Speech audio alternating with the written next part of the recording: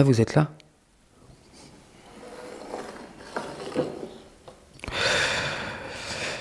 Bon, Bonjour à toutes et à tous, et bienvenue sur cette nouvelle vidéo où nous allons découvrir ensemble comment devenir un maître yogi grâce à un mug. Quelle horreur, on dirait le téléshopping. Ah, ça pue. Alors oui, en effet, aujourd'hui, nous allons découvrir comment devenir un maître yogi grâce à un mug, mais pas n'importe quel mug, grâce au How to Yoga mug. Alors oui, c'est un objet, c'est ce qu'on appelle des goodies, c'est du business pur et dur, mais on va quand même observer ce que ce mug a proposé, parce que finalement, il y a des choses assez intéressantes dessus, je ne l'ai pas encore ouvert, donc on va voir ça ensemble. En tout cas, sur la couverture, on a l'impression qu'il se passe plein de choses sur ce truc-là. Moi, je suis pas très objet, pas très gadget et tout ça, mais bon, voilà, je me suis dit ça pourrait être marrant pour décompresser un petit peu, de regarder ça ensemble. Donc, on va l'ouvrir. Donc, dessus, il y a marqué « Don't just sit there, do something ». Donc, ne te contente pas de prendre une petite gorgée, fais quelque chose. Cool. Et donc, on ouvre... Ah, ben ça commence bien. J'ouvre la boîte et déjà le truc il m'agresse. Il y a marqué This mug is for posers. Qu'est-ce que c'est les posers? En fait, si j'ai bien compris la définition que moi j'avais quand j'étais adolescent, c'est un terme qui vient du skateboard. Et donc en fait, les types qui arrivent avec leurs belles planches, leur belle tenue de skate et qui sont plutôt sur le côté du playground et qui sont là à faire ouais salut, c'est des poseurs en fait. Ils skatent pas, ils posent. Donc ça, cette boîte sous-entend que la personne qui l'achète, en fait, n'est pas un yogi, mais un poseur, quoi. Il a un beau tapis, des belles fringues, mais il fait pas grand-chose. Bon, à l'intérieur, il y a une espèce de sous-boc, une espèce de tapis de yoga pour le mug. Il y a le home au milieu. Et puis, on a notre fameux mug. Ooh, it's nice. C'est assez joli. Ça reste... de la matière et un objet, mais c'est assez joli. Et donc, qu'est-ce qu'il nous propose? En fait, dessus, il y a pas mal de postures, j'ai l'impression. 1, 2, 3, 4, 5, 6, 7, 8, 9, 10, 11, 12, 13, 14, 15. La vache, 15 postures. Plus, ça ressemble à la salutation au soleil, sauf que dans mon école, il y a une posture qu'on ne fait pas. Et ensuite, vous avez aussi... ce qu'on appelle les chakras, moi je ne travaille pas sur ce truc-là, qui sont représentés sur le corps d'une personne en posture de méditation. Et vous avez aussi le nom des chakras tout en haut du mug. Donc en fait, pour les personnes qui travaillent sur ce truc-là et qui n'arrivent jamais à retenir les noms des chakras, il y a tout dessus en fait. Donc voilà. Représenté, j'ai l'impression, avec à peu près les bonnes couleurs. Qu'est-ce qu'on a comme posture? Alors ça commence avec... la roue. Donc eux, ils appellent ça Urdhva Dhanurasana. Moi, j'appelle ça Chakrasana. La posture de la roue. Chakra en sanskrit, ça veut dire la roue.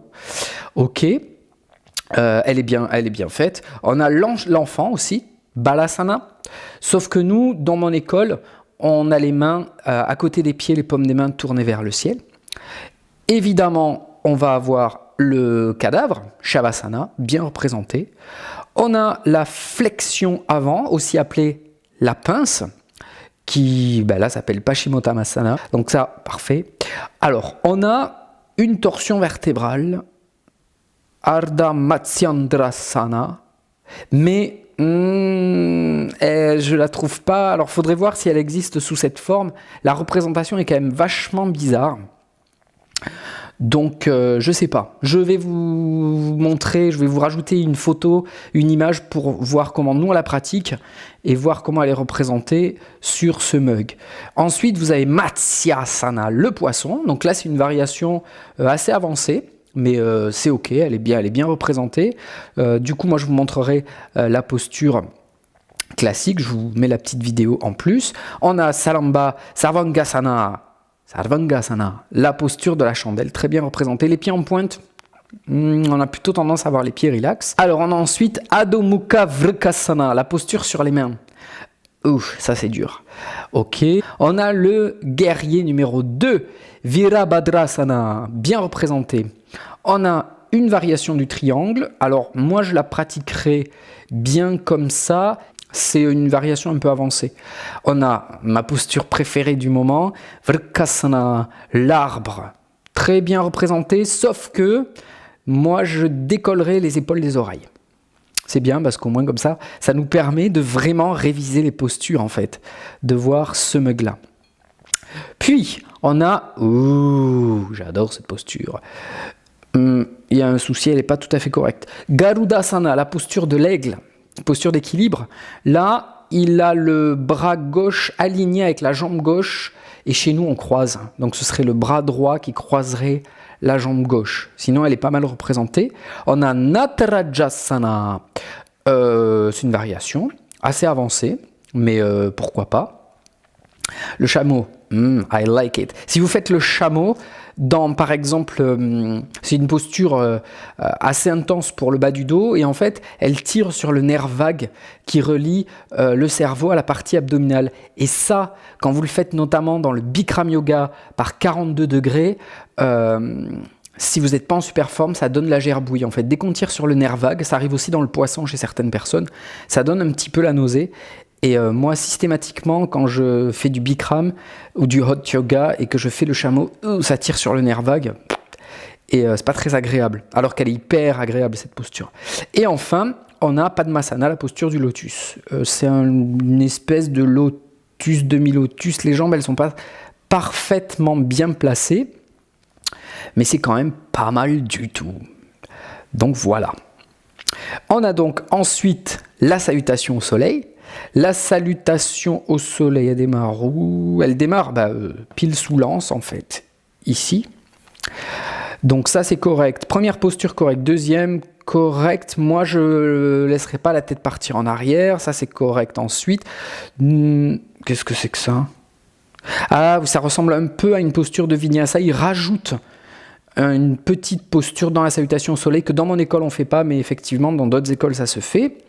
Tout ça c'est correct. Ah non, ils ne font pas la planche complètement, c'est parfois appelé le bâton, une espèce de demi-planche.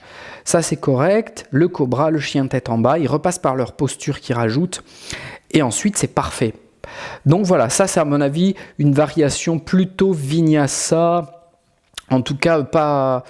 Dans le Hatha Yoga traditionnel du nord de l'Inde, comme moi je le pratique, on ne fait pas ça exactement comme ça. Et ensuite, vous avez les chakras. Ok, pourquoi pas. Bon, moi, c'est pas mon truc, mais pourquoi pas. Donc, vous avez tous les chakras qui sont décrits de bas en haut. Muladhara, Svadhisthana, Manipura, Anahata, Vishuddha, Ajna, Sahasrara. Chakra. Donc, en fait, le chakra racine, le chakra sacré, le plexus solaire, le chakra du cœur, le chakra de la gorge, le chakra du troisième œil et le chakra couronne. Donc voilà, écoutez, on a pu, grâce à ce mug, décortiquer certaines postures, voir comment on peut ou pas les pratiquer, comment moi je les corrigerai ou je les ajusterai. Ce qui est chouette, c'est que ça vous permet, c'est rigolo, c'est plutôt un bel objet, ça coûte super cher, 15 €. Pour ça, vous pouvez vous payer un bon cours de yoga. Donc il vaut mieux aller dans une salle de yoga, prendre un cours de yoga plutôt que d'acheter le mug.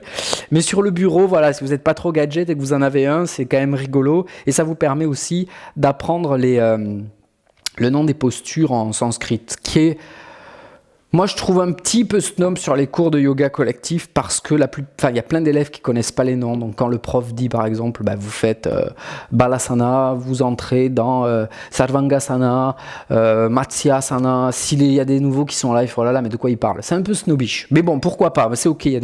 C'est ok. Normalement, on devrait faire ça comme ça, mais sauf qu'en Occident, je trouve ça un peu inapproprié. Donc voilà.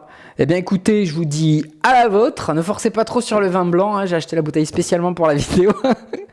Je vous dis en tout cas merci pour être allé au bout de cette vidéo et comme d'habitude je vous dis namasté et pratiquez bien. Salut!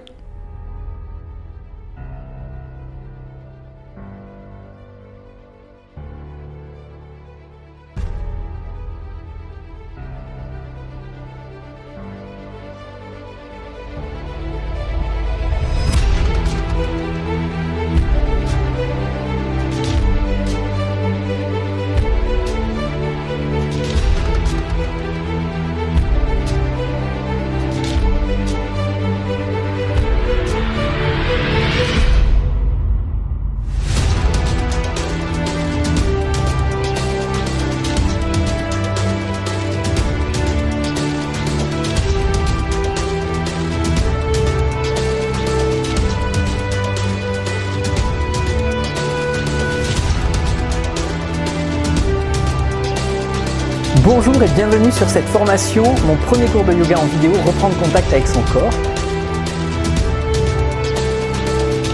Donc, on connecte le mouvement avec la respiration. Déjà ça craint. Il faut déculpabiliser le corps.